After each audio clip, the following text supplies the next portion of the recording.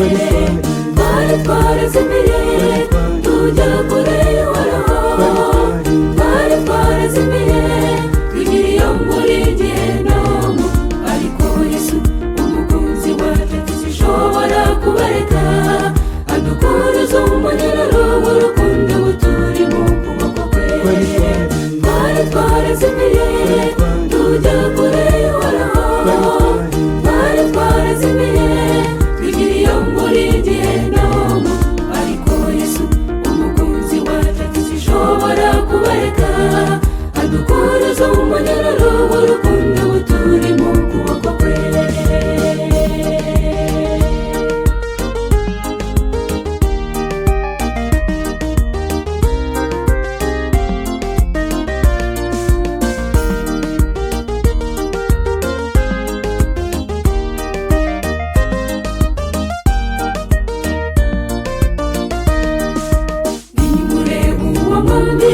wiyambuye icyubahiro, aremera amanuka aza mu isi y'imiruho, abambwa ku musaraba ubwo twe turabamburwa, ibyo turushaga byose yaremeye arabyikorera. Twari twarazimiye tujya kure y'Uhoraho, twari twarazimiye tugira iyo muri Gehinomu, ariko Yesu umukunzi wacu ntizishobora kubareka, adukuruza umunyururu w'urukundo buturi mu kuboko kwe.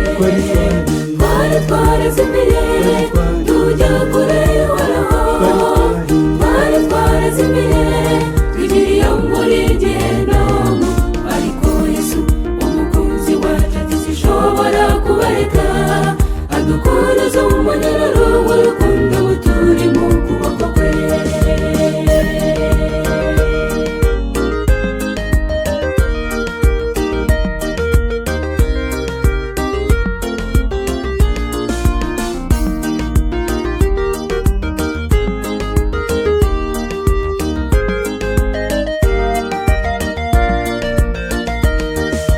Nimurebe uwo mwami mu gashyamba k'Igetsemani, arimo abira ibyuya bivanze n'amaraso, yabaye icyo twagombaga kuba cyo, yapfuye urwo twagombaga gupfa, kugira ngo mwene muntu tubone uko twe ducungurwa.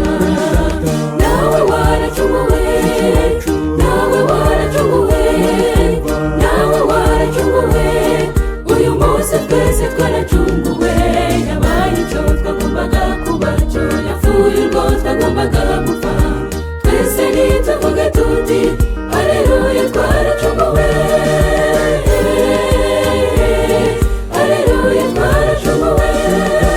Nawe waracunguwe, nawe waracunguwe, nawe waracunguwe, uyu munsi twese twaracunguwe, yabaye icyo twagombaga kuba cyo, yapfuye urwo twagombaga gupfa, twese nituvuge tuti haleluya twaracunguwe,